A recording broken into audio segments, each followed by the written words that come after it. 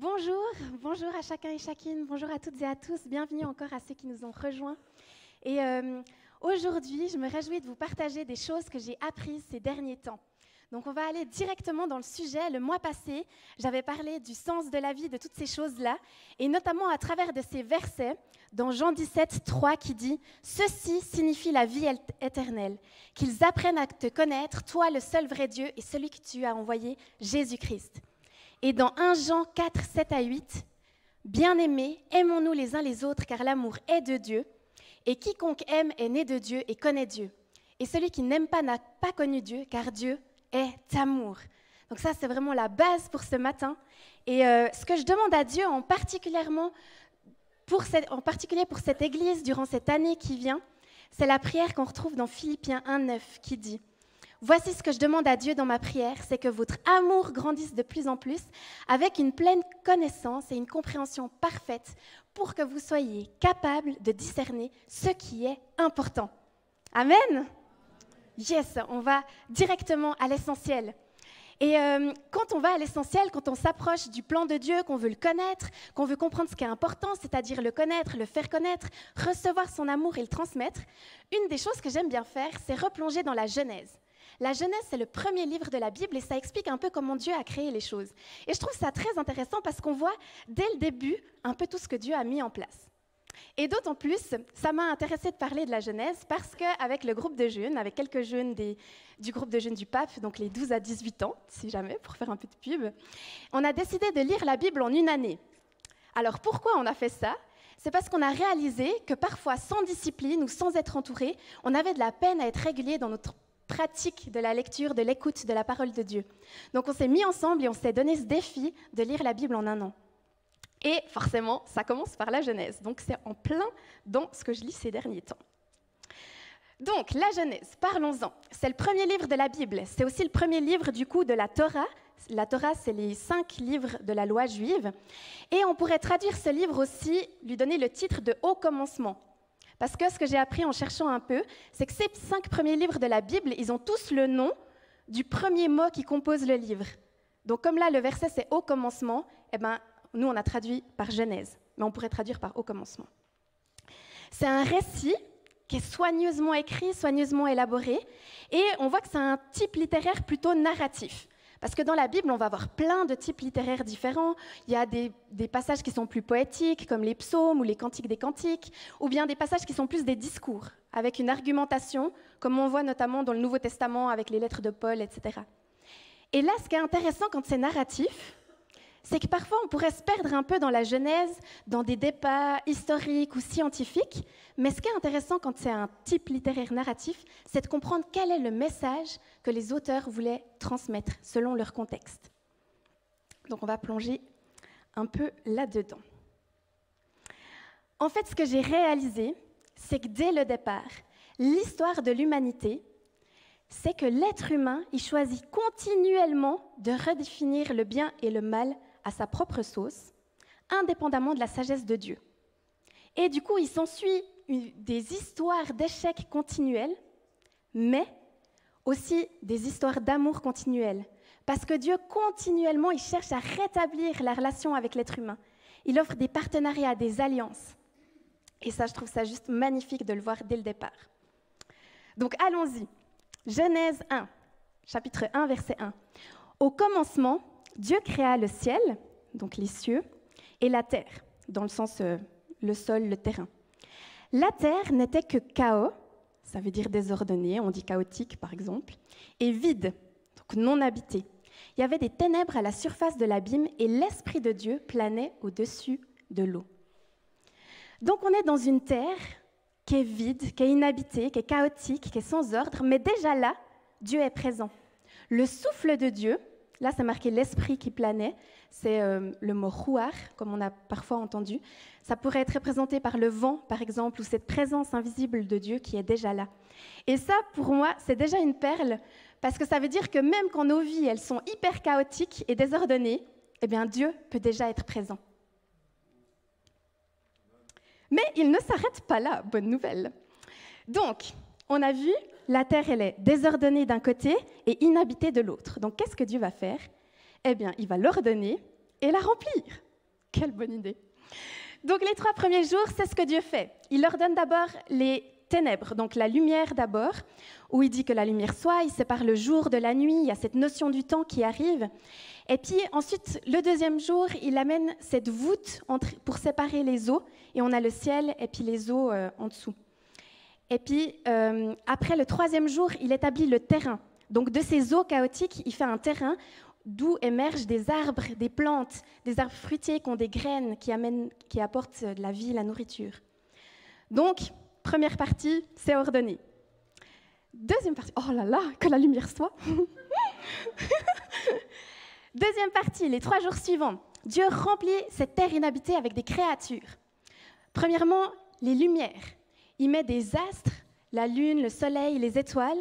Et c'est d'ailleurs intéressant de constater que ces astres-là, ils peuvent nous représenter la lumière, la gloire de Dieu, mais ce n'est pas des dieux et des déesses en eux-mêmes. Parce que parfois, dans la culture de l'époque, c'était ce qui était cru, que le soleil lui-même était un dieu ou la lune, etc. Alors que là, ce n'est pas du tout le cas. Ils ont une mission qui est d'accompagner le jour, de présider le jour et la nuit, etc. Mais c'est Dieu qui reste Dieu, quoi. C'est lui le créateur. Et ensuite, on a les eaux qui grouillent de créatures vivantes et les oiseaux qui volent au-dessus de la terre. Et après, on a les créatures, le 6e jour, qui viennent du sol, et notamment des créatures assez spéciales, les êtres humains. Et ce qui est intéressant aussi, c'est qu'on avait vu au jour 3 qu'il y avait des plantes, etc. Ces plantes, ces arbres, ils servent à nourrir toutes ces créatures qui ont été créées. Et plusieurs fois, vous pourrez relire dans Genèse 1, si jamais c'est assez court et ça explique tout bien, on voit que Dieu regarde ce qu'il a créé, regarde sa création, et il dit que c'est bon. Et ça aussi, pour moi, c'est une perle, parce que des fois, en Suisse, dans la culture qu'on a, on n'est plus apte naturellement, je vais dire, à voir le négatif. On va faire des débriefings ou raconter les choses en regardant qu'est-ce qui n'est pas allé, pour pouvoir s'améliorer. Ça, c'est ce qu'on dit à chaque fois. Alors, peut-être qu'il y a une part de sagesse là-dedans, mais je pense qu'il y a une sagesse encore plus profonde qui nous dépasse. C'est aussi, des fois, de s'arrêter, comme Dieu l'a fait, de constater, de regarder ce qu'il a fait et de voir que c'est bon, de prendre le temps pour ça. Donc, du désordre et des ténèbres, Dieu, il a fait sortir l'ordre, la beauté, la bonté.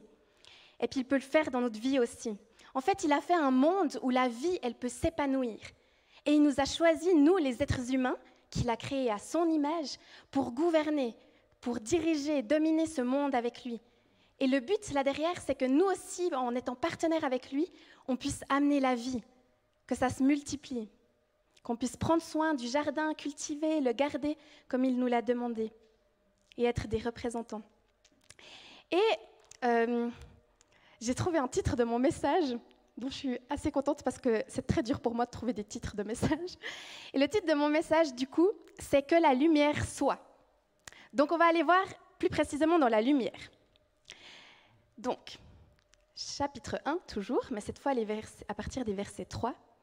Dieu dit qu'il y ait de la lumière, et il y eut de la lumière.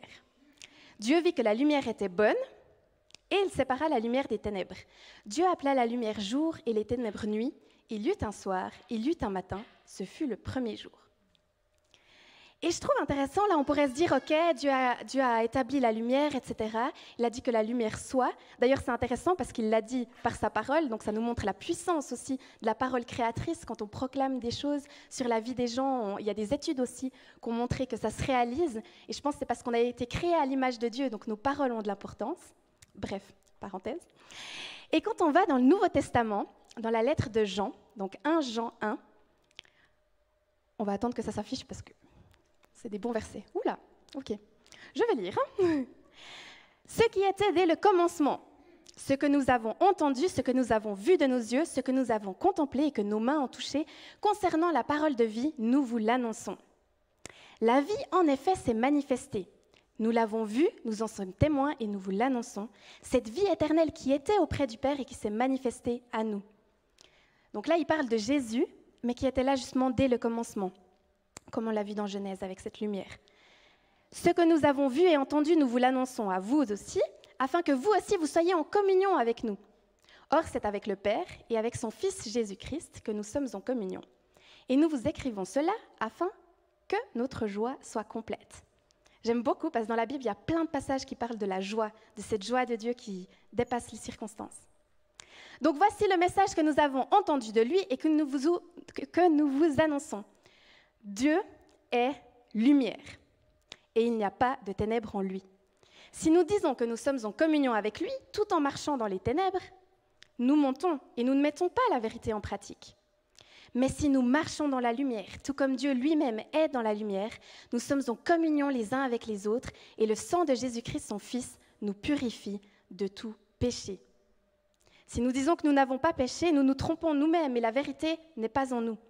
Mais si nous reconnaissons nos péchés, il est fidèle et juste pour nous les pardonner et pour nous purifier de tout mal. Donc Dieu est lumière. Seulement nous, et franchement, il n'y a pas besoin de lire très très loin dans la Genèse pour constater qu'on fait n'importe quoi.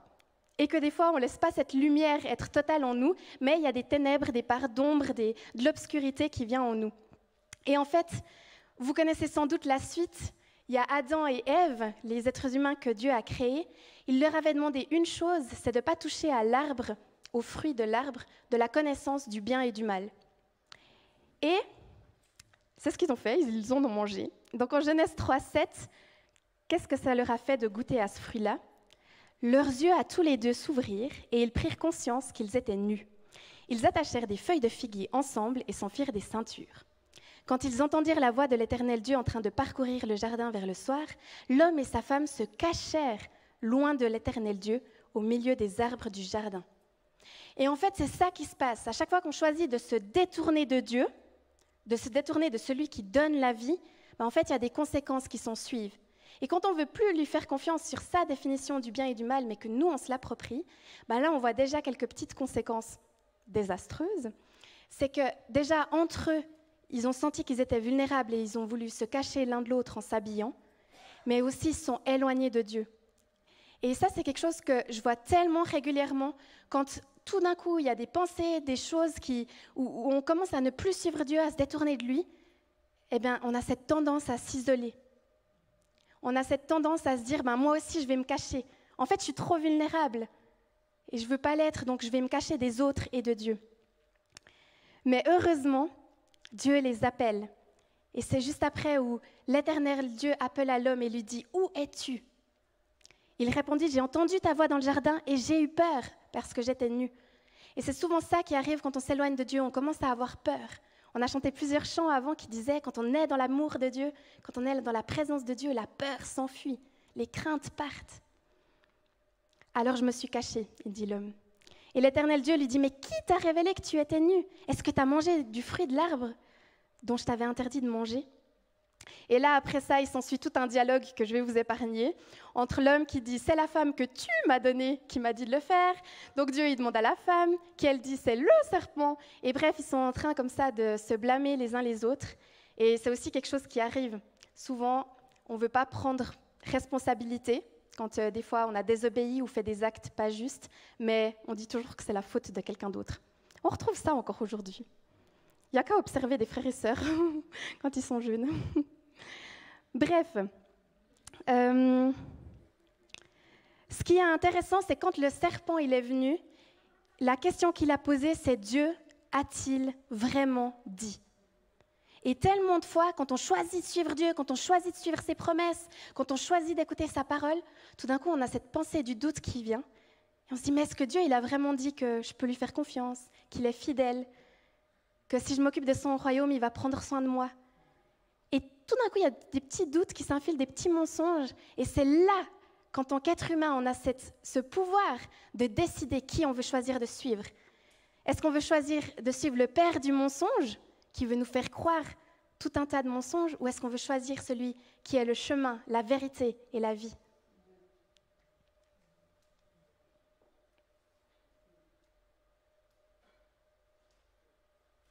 Ce qui est fou aussi, que je vois dans ce passage, c'est que le serpent, il leur a dit, pour argumenter un peu pour qu'ils mangent ce fruit, il leur a dit « Mais non, vous ne mourrez pas, vous serez comme des dieux. » Mais c'est complètement fou comme on se fait avoir en tant qu'être humain à vouloir être comme des dieux alors qu'on est déjà créé à l'image de Dieu. On a déjà été créé à son image. Il ne nous manque rien. Quand on est en lui, il n'y a rien qui nous manque.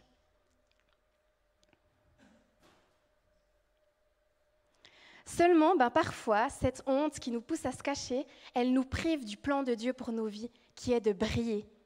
Parce que des fois, c'est plus dur de briller que d'être caché confortablement dans sa cachette de honte et de peur.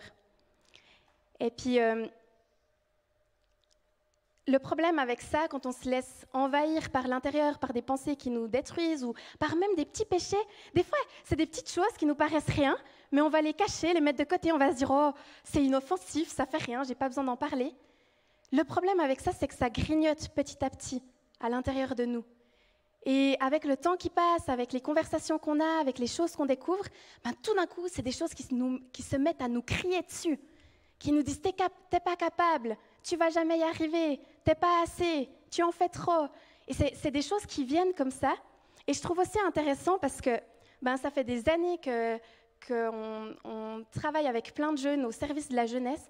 Et on a réalisé qu'il y a des paroles qui reviennent souvent, qui sont « Je suis le seul à vivre ça, personne ne peut me comprendre, je peux m'en sortir que par moi-même ».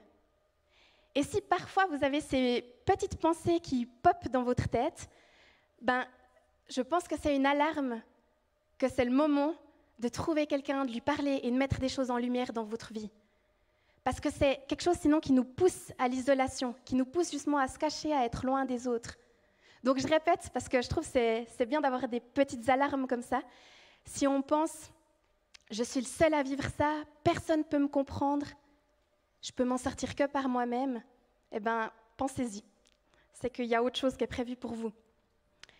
Psaume 32, versets 1 à 5. Heureux celui dont la transgression est enlevée et dont le péché est pardonné. Je continue. Heureux l'homme à qui l'Éternel ne tient pas compte de sa faute et dont l'esprit ne connaît pas la ruse. Tant que je me taisais, mon corps dépérissait. Je gémissais toute la journée, car nuit et jour ta main pesait lourdement sur moi. Ma vigueur avait fait place à la sécheresse de l'été. Donc on voit des conséquences toutes simples du fait de se taire et de ne pas mettre les choses en lumière dans nos vies. Mais verset 5, je t'ai fait connaître mon péché, je n'ai pas caché ma faute. J'ai dit, j'avouerai mes transgressions à l'Éternel et tu as pardonné mon péché. Et Harris racontait il y a 2 semaines dans un message à quel point pour notre génération, l'authenticité est une valeur forte et importante. Vous pourrez réécouter son message si jamais. Et j'ai trouvé beau parce que dans son témoignage, il a dit qu'à un moment donné, il avait fait quelque chose de mal et Dieu l'avait révélé. Enfin, c'est toute une histoire, mais en gros, le pasteur a été au courant de ça. Et c'est vraiment ce que Harris ne voulait pas du tout. Et puis, au début, le premier réflexe qu'on peut avoir, c'est se dire « Mais Seigneur, mais qu'est-ce que tu allais dire ça au pasteur ?» Ça fait un peu rapporteur. Et en fait, ce que j'ai compris, c'est que si Dieu a révélé ça à ce moment-là, c'est pour que Harris puisse être libéré ensuite, pour que le poids, le fardeau des choses cachées ne soit plus là. Parce que sinon, ça aurait pu traîner pendant un bon moment dans son cœur, dans son esprit, dans sa tête. Mais dès le moment où c'est mis en lumière, c'est comme si le mal, le péché, le fait de manquer la cible, ça veut dire péché, ça perd de son pouvoir, ça perd de sa puissance. En fait, je m'imagine souvent, vu qu'on parle des ténèbres, l'obscurité, le mal, le péché, que c'est comme une ombre qui peut nous faire super peur. Puis même si c'est un tout petit objet, genre, je ne sais pas, un animal comme ça, un jouet, suivant l'orientation de l'ombre, on a l'impression que c'est super effrayant. Mais une fois que c'est mis en lumière, on réalise que c'est juste un jouet. Et ça perd de sa puissance de frappe de nous faire peur. C'est pour ça que c'est important de dévoiler. Et moi, je rêve qu'on puisse créer ensemble une culture de la confession. Donc, le fait de dire les choses. Parce que ça fait déjà plusieurs années maintenant que je me suis dit, mais en fait, j'ai envie dans ma propre vie de plus valoriser le fait d'être authentique que de paraître parfaite. Et j'ai l'impression qu'on peut vivre ça aussi en tant que communauté, d'oser se dire les choses, d'oser se dire nos fautes, mais aussi nos tentations, les zones d'ombre qu'on a. Et seulement pour ça, il faut qu'on soit ensemble. Parce que ça veut dire aussi que quand quelqu'un se confie à nous, il faut qu'on soit capable de lui répondre comme Dieu l'aurait fait, à son image, donc avec amour, avec grâce, avec sagesse. Et pour ça, on va dans Jacques 5, 16. Avouez-vous donc vos fautes les uns aux autres et priez les uns pour les autres afin d'être guéris. La prière du juste agit avec une grande force. Et de nouveau, on revient sur ce que je disais avant. Quand on met la lumière dans nos vies, quand on dévoile les choses, qu'on prie ensemble, après on est guéri. Et je pense que même physiquement, on peut être guéri, parce que comme dans le psaume qu'on a vu avant, parfois le fait de cacher des choses, ça atteint même notre corps physique. Donc ce n'est pas seulement intérieur. Et pour commencer, quelque chose de tout simple, si on n'ose pas le faire, qu'on ne sait pas par où commencer, c'est de demander à Dieu, montre-moi une personne digne de confiance, quelqu'un de juste à qui je vais pouvoir me confier, et de commencer, étape par étape, à mettre en lumière les zones d'ombre de nos vies. Ok, Matthieu 5, versets 14 à 16. Vous êtes la lumière du monde. Une ville située sur une montagne ne peut pas être cachée, et on n'allume pas non plus une lampe pour la mettre sous un seau, mais on la met sur son support et elle éclaire tous ceux qui sont dans la maison. Que de la même manière, votre lumière brille devant les hommes, afin qu'ils voient votre belle manière d'agir, et qu'ainsi, ils célèbrent la gloire de votre Père céleste. Donc on a vu, dès le commencement, Dieu a mis cette lumière. On a vu aussi que Dieu est lumière, et qu'au travers de Jésus, on peut mettre les choses en lumière dans nos propres vies. Et ça, c'est afin qu'on guérisse, mais aussi qu'on soit des lumières, qu'on brille pour les autres autour de nous. C'est de nouveau ce schéma dont on reçoit l'amour de Dieu, et parce qu'il nous a aimés, nous aimons aussi.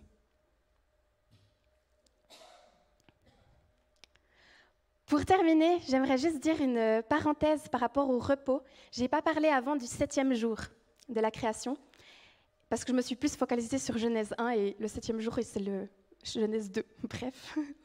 Il y a une vidéo qui est incroyable et je vais donner le lien à Nicole Traxel si jamais elle fait des résumés des messages qu'on peut retrouver sur le site internet du Centre de vie. Et je vais lui donner la vidéo parce qu'il y a Bible Project. Ils font des vidéos juste géniales, il y en a en anglais mais aussi en français, qui expliquent toute la notion du sabbat, donc du repos de Dieu. Et c'est vrai que c'est fou parce que ce 7e jour, alors que Dieu a regardé toute la création, qu'il a constaté que c'était très bon, il a pris du temps pour se reposer, pour s'arrêter. Et je crois que ça fait partie du plan de Dieu de vivre ce repos avec nous. Seulement parfois, quand on est dans la vie, on expérimente tout sauf le repos. Et ça, on le voit vraiment dans toute la Bible, où alors que Dieu essaye sans cesse d'offrir ce repos à son peuple, par exemple la terre promise au peuple d'Israël ou ce genre de choses-là, il se retrouve dans le désert, ensuite il se retrouve sous esclavage. Enfin, c'est assez compliqué parce que souvent ils se détournent de Dieu et du coup ils n'ont pas accès à ça. Mais Jésus, il a dit qu'il était le maître, le Seigneur du sabbat, du repos.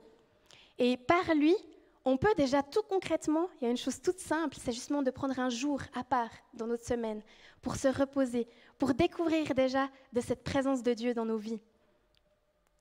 Et d'ailleurs, c'est fou parce que des fois on oublie, on a les 10 commandements et on pense à tu ne voleras point, tu voleras pas, tu convoiteras pas, etc. Mais il y a aussi le repos dedans. C'est mais souviens-toi de faire du jour du repos un jour saint. Pendant 6 jours, tu travailleras et tu feras tout ce que tu dois faire. Mais le 7e jour est le jour du repos de l'Éternel, ton Dieu. Tu ne feras aucun travail, ni toi, ni ton fils, ni ta fille, ni ton esclave. Ancien temps, à ne pas refaire. Ni ta servante, ni ton bétail, ni l'étranger qui habite chez toi. En effet, en 6 jours, l'Éternel a fait le ciel, la terre, la mer et tout ce qui s'y trouve. Et il s'est reposé le 7e jour. Voilà pourquoi l'Éternel a béni le jour du repos et en a fait un jour saint. Donc on a l'espoir, la promesse de Dieu pour ce repos futur dans cette vie éternelle. On n'en est pas toujours là parce que, comme je l'ai dit, il y a encore parfois de la souffrance, de la douleur. Mais alors qu'on chemine avec Dieu, il y a cette promesse de Jésus dans Matthieu 11, 28 qui dit « Venez à moi, vous tous qui êtes fatigués et courbés sous un fardeau, et je vous donnerai du repos. Acceptez mes exigences. » Donc, comme on a vu, son commandement, c'est de s'aimer les uns les autres et d'aimer Dieu. Et laissez-vous instruire par moi, car je suis doux et humble de cœur, et vous trouverez le repos pour votre âme. En effet, mes exigences sont bonnes et mon fardeau léger. Yes. Je propose à l'équipe de louange de revenir. Et j'avais à cœur qu'on prie ce matin, notamment par rapport à ces 2 sujets qui sont ce qu'on a lu dans Matthieu 5, c'est-à-dire d'être des lumières. Et parfois, c'est dur d'être des lumières, parce que soit on a cette espèce de, comment on pourrait dire, de fausse modestie, un peu d'humilité bizarre à la Suisse, où on ne veut pas se mettre en avant, et on a peur de tomber dans l'orgueil, donc on n'ose pas briller complètement comme Dieu nous a créés. Soit parfois, simplement, on ne sait pas encore, on n'a pas reçu cette identité de Dieu, on n'a pas reçu cette lumière en nous, et on a besoin encore de certaines étapes pour pouvoir briller totalement. Donc de prier déjà pour ça, et j'aimerais aussi prier par rapport au repos. Je sentais que c'était juste de le faire dans ce temps-là, où j'ai l'impression que tellement de fois, on se laisse submerger par des fardeaux et des trucs sur nous, alors qu'en fait, ça fait partie du plan de Dieu et on le voit dès la Genèse, d'apporter la lumière dans nos vies, mais aussi que notre fardeau il soit doux et léger, parce qu'il est humble et doux, lui-même. Et voilà. Yes. Je pense que vous pouvez venir et faire la transition. Ouais. Merci.